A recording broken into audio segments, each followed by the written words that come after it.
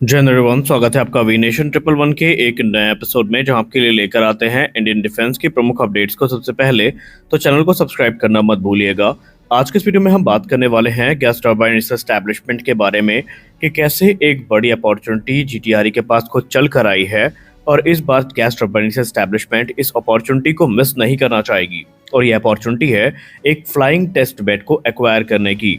हम सब जानते हैं कि जब भी जेट इंजन डेवलपमेंट को लेकर बात होती है तो क्रमशः आपके मन में और हमारे मन में एक ही संदेह उत्पन्न होता है कि आखिरकार बिना फ्लाइंग टेस्ट बेड एयरक्राफ्ट के हम इंजन डेवलपमेंट को फास्ट कैसे कर सकते हैं।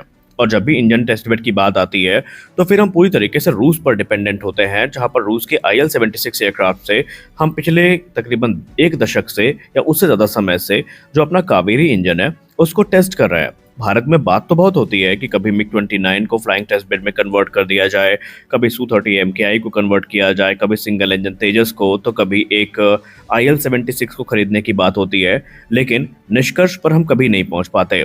लेकिन अब एक बड़ी अपॉर्चुनिटी खुद चलकर गैस टरबाइन रिसर्च एस्टैब्लिशमेंट के पास आई है। आइए जानते हैं पूरा मामला क्या है। दरअसल इस समय भारत कावेरी इंजन जैसे प्रोग्राम्स को आगे बढ़ा रहा है, जिसमें कावेरी, कावेरी 2.0 और एम का इंजन शामिल है। और हम और आप भली भांति जानते हैं कि अगर हम वाकई इस प्रोग्राम को फास्ट ट्रैक करना चाहते हैं तो हमें एक डेडिकेटेड फ्लाइंग टेस्ट बेड की जरूरत होगी, यानी कि एक ऐसा स्पेशलाइज्ड एयरक्राफ्ट जो कि इंजन परफॉर्मेंस को रियल वर्ल्ड कंडीशन में इवैल्यूएट करने में हमारी मदद करे। और इसमें एक बड़ी अपॉर्चुनिटी टाटा ग्रुप की तरफ से आई है, जहां पर टाटा ग्रुप की तरफ से ओन की गई एयर इंडिया आने वाले 6 मई 2025 को एक ऑक्शन करने वाली है। और ये ऑक्शन होगा बोइंग 747 का, जिसका रजिस्ट्रेशन VTESO है। जी हाँ, बोइंग 747 को ऑक्शन किया जा रहा है 6 मई 2025 को मुंबई में। और इस दौरान जीटीआरई के पास एक बड़ी अपॉर्चुनिटी होगी कि वो इस एयरक्राफ्ट को अपने बेड़े में फ्लाइंग टेस्ट बेड के तौर पर शामिल करे और इंजन डेवलपमेंट प्रोग्राम में इस्तेमाल करे। लेकिन क्या गैस टरबाइन रिसर्च एस्टैब्लिशमेंट ये काम करेगी, इस पर अभी एक प्रश्न चिन्ह बना हुआ है। फ्लाइंग टेस्ट बेड एयरक्राफ्ट की बात करें तो एरो इंजन डेवलपमेंट के लिए ये बहुत ही महत्वपूर्ण है, क्योंकि ये इंजीनियर्स को अलाउ करता है कि वो इंजन की जो परफॉर्मेंस है, रिलायबिलिटी है, उसको टेस्ट कर सके। और एयरक्राफ्ट में इंटीग्रेट करने के बाद इसका जो पूरा का पूरा कह सकते हैं इवेल्युएशन है वो किया जा सकता है डायनेमिक फ्लाइट कंडीशंस में, क्योंकि ग्राउंड टेस्टिंग में सारी चीज़ें टेस्ट नहीं हो सकती। हमें फ्लाइंग टेस्ट बेड की ज़रूरत पड़ती है, जो कि एल्टीट्यूड, स्पीड और इन्वायरमेंटल जो फैक्टर होते हैं, इनमें जो स्ट्रेस होता है, इसको सिमुलेट कर सकता है और इससे जो डेटा है इंपॉर्टेंट वो हमें मिल सकते हैं। और आगे चल के यही क्रिटिकल डेटा इंजन डिज़ाइन को रिफाइन करने के काम में आते हैं। गैस टरबाइन एस्टैब्लिशमेंट के इतिहास की बात करें तो पूरी तरीके से हम अभी फॉरेन फ्लाइंग टेस्ट बेड पर रिलाई करते हैं, जिसमें एल्यूशन IL-76 जो कि रशिया की ग्रोमोव फ्लाइट रिसर्च इंस्टीट्यूट का है, उस पर हम पूरी तरीके से डिपेंडेंट है कावेरी इंजन के टेस्टिंग के लिए। और कावेरी इंजन का प्रोटोटाइप जो कि K9 के नाम से जाना जाता है, इसको 2000 के दशक में IL-76 से टेस्ट किया गया था। उसके बाद हाल ही में जो ट्राई कावेरी वेरिएंट है, इसको रशिया में दिसंबर 2024 को टेस्टिंग के लिए भेजा गया था।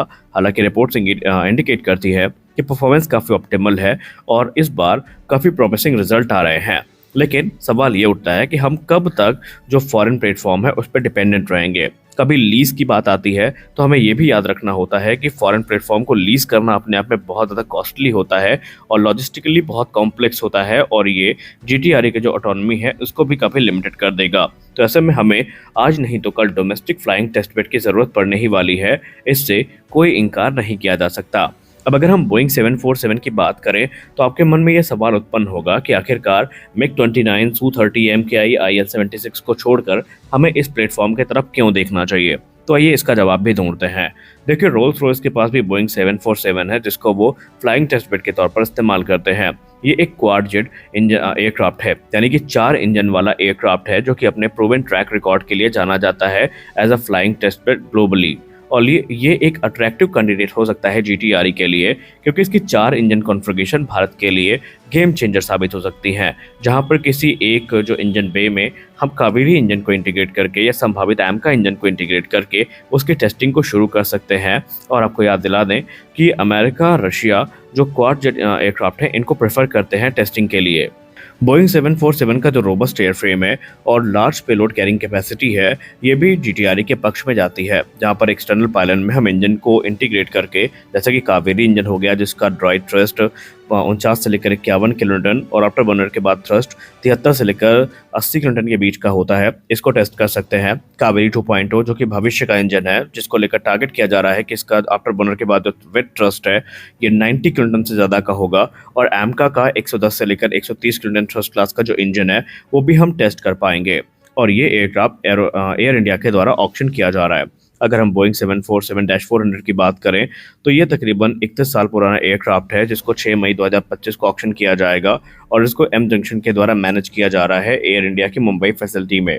और ये iconic queen of skies fleet का हिस्सा है और जीटीआरई के लिए ये एक बड़ी अपॉर्चुनिटी लेकर आया है। इससे पहले हमसे एक बड़ी अपॉर्चुनिटी मिस हुई थी जब गैस टर्बाइन एस्टैब्लिशमेंट ने इंडिया के बोइंग 747 को खरीदने के लिए इच्छा व्यक्त करी थी, जो कि 4 की संख्या में बाद में यूएस बेस्ड एयर सेल को बेच दिए गए थे अप्रैल 2024 में।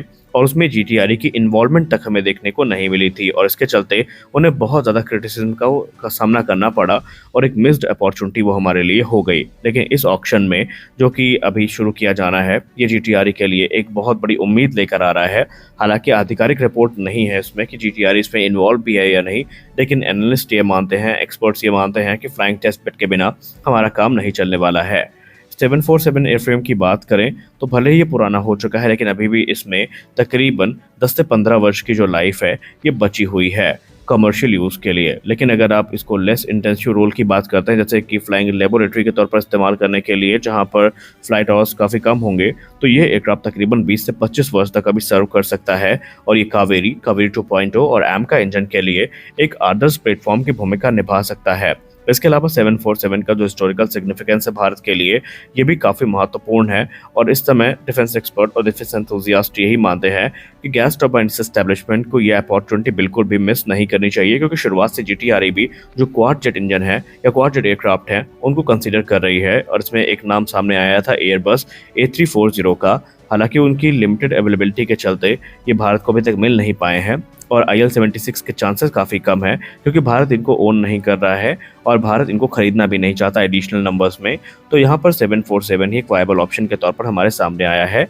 लेकिन जीटीआरई को कई सारे अभी फैक्टर्स हैं जिनको कंसिडर करना पड़ेगा इसको लेने के लिए। लेकिन हम आशा करते हैं कि बहुत जल्दी जीटीआरई की तरफ से कोई बड़ा डिसीजन लिया जाएगा, ताकि जो फ्लाइंग टेस्ट बेड है ये इनके पास आ जाए। क्योंकि आपको पता ही है कि बिना जेट इंजन के हम आत्मनिर्भरता के बारे में सोच भी नहीं सकते। और अगर हम जेट इंजन के प्रोग्राम को फास्ट ट्रैक करने की बात करते हैं तो फिर हमें इस बात का ध्यान रखना होगा कि हमें जो टेस्टिंग फैसिलिटीज़ है इनको अप टू डेट रखना होगा, जैसे कि हाई एल्टीट्यूड टेस्ट फैसिलिटी हो गई या फिर फ्लाइंग टेस्ट बेड एयरक्राफ्ट हो गई। ये हमारे लिए अत्यंत महत्वपूर्ण है। तो आपको क्या लगता है, जीटीआरई को ये अपॉर्चुनिटी ग्रैब करनी चाहिए या नहीं? आप अपनी राय कमेंट सेक्शन में ज़रूर दीजिए। तो आज के इस वीडियो में बस इतना ही। आशा करते हैं वीडियो आपको अच्छी लगी होगी। वीडियो अच्छी लगी वीडियो को लाइक करिए, नए चैनल को सब्सक्राइब करिए। मिलते हैं अगले वीडियो में, तब तक के लिए जय हिंद।